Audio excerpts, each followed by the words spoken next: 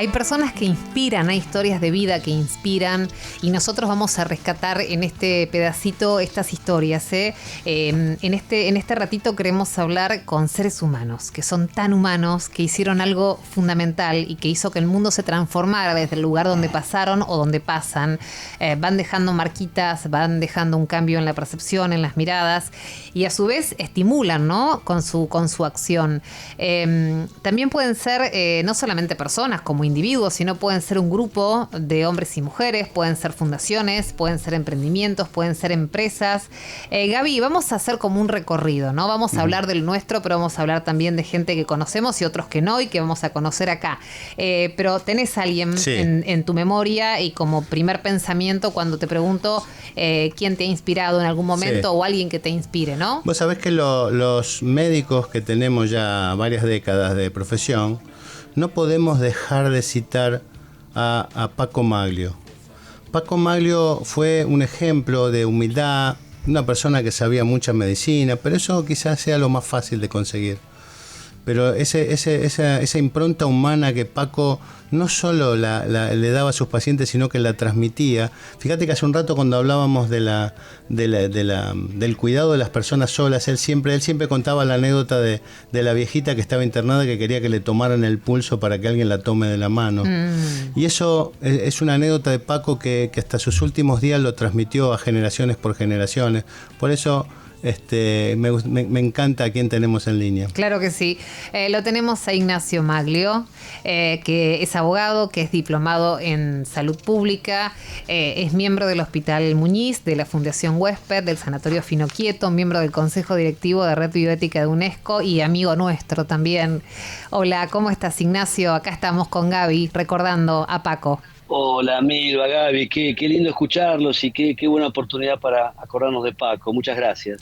Bueno, antes de que converses con Gaby, vamos a contar que Paco Maglio fue doctor en medicina, diplomado en salud pública, especialista en enfermedades infecciosas, jefe de la unidad de terapia intensiva del Hospital Muñiz, donde sentó bases de conceptos de infectología y de crítica moderna. En el 90 entró en la Facultad de Filosofía y Letras de la UBA, buscó ciertos marcos teóricos y metodológicos y llevó adelante una medicina que contempla al paciente en forma holística, ¿no? ¿Cómo te va, Nacho? ¿Qué decís?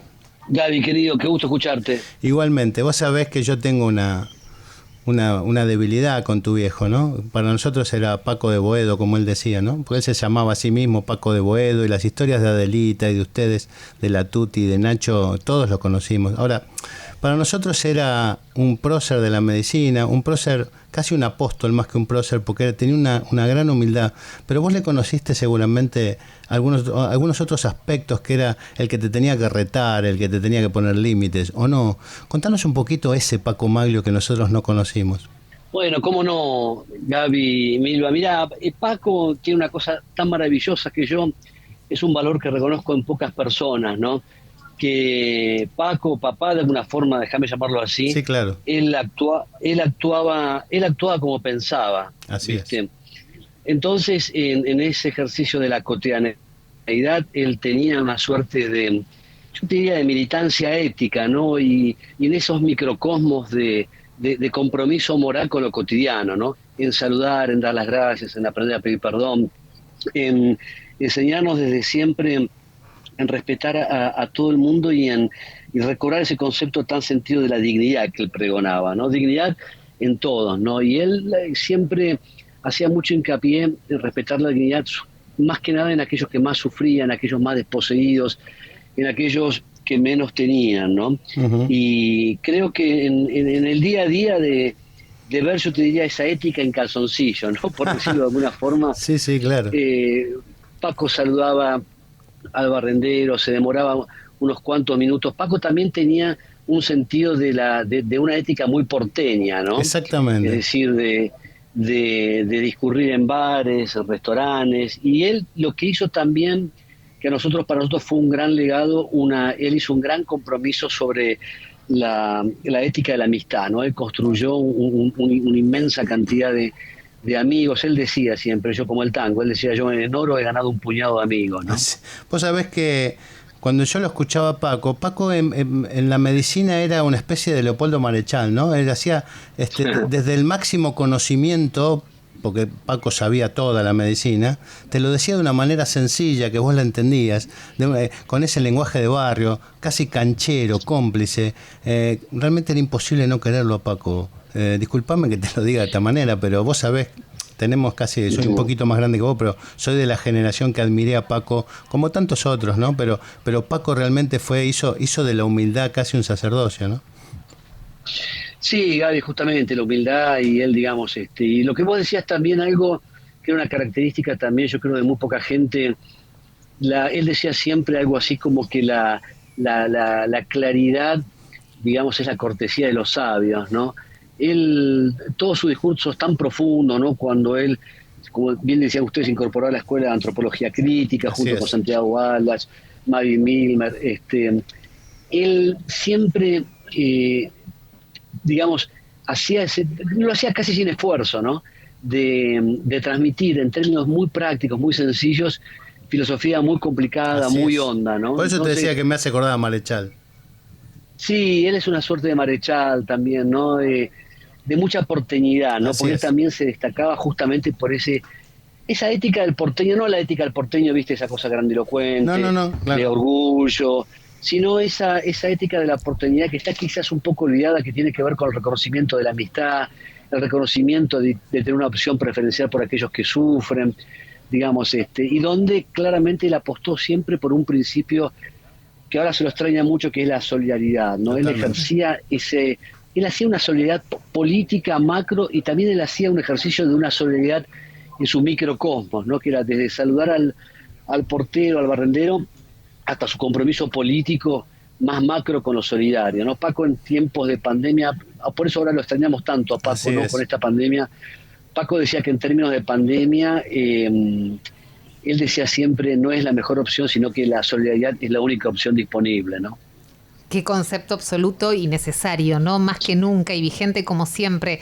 Hablemos un toque, Ignacio, de cómo abordaba al paciente, que esto es algo muy importante, lo mencionábamos hace un ratito, de una manera muy integral, ¿no es cierto?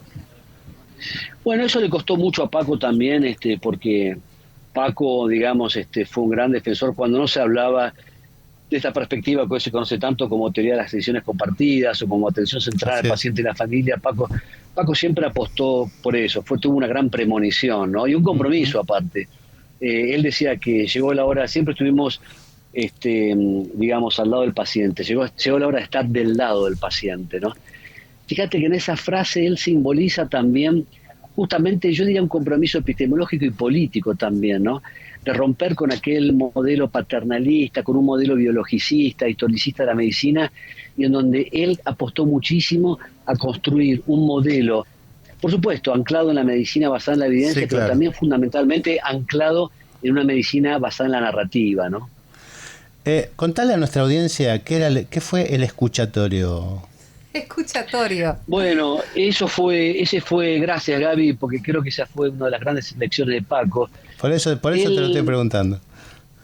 Claro, Gaby, sí. Él siempre insistía él fue un gran subversivo de la medicina, porque él trataba de subvertir un orden impuesto. Sí, totalmente. Subversión en el mejor sentido de la palabra, supuesto. ¿No? Es decir, porque él intentó subvertir esa historia y disruptir esa historia tradicional, que era la manera en que se hacía medicina, porque al paciente no se lo escuchaba. Él decía, estamos hastiados del interrogatorio. Y él decía, hay tres personajes que interrogan, ¿no? Que son los jueces, la policía y los médicos. Ajá. Los tres usan uniformes, se visten, se disfrazan, y tienen un poder tremendo, ¿no? Sobre determinar la libertad o no, y decidir quién es sano y quién es enfermo. Entonces él planteó esa transición, yo te diría, ideológica y filosófica, del interrogatorio al escuchatorio, ¿no? Él decía, y él retomó, porque fíjate que Paco también decía algo muy significativo, que era para ser novedosos volvamos a los clásicos. Sí, señor. Y él retomaba un gran consejo de aquella isla lejana de Grecia, en la escuela de Kos, donde Hipócrates decía, muchos pacientes se curan hoy con la satisfacción que les produce un médico que los escucha.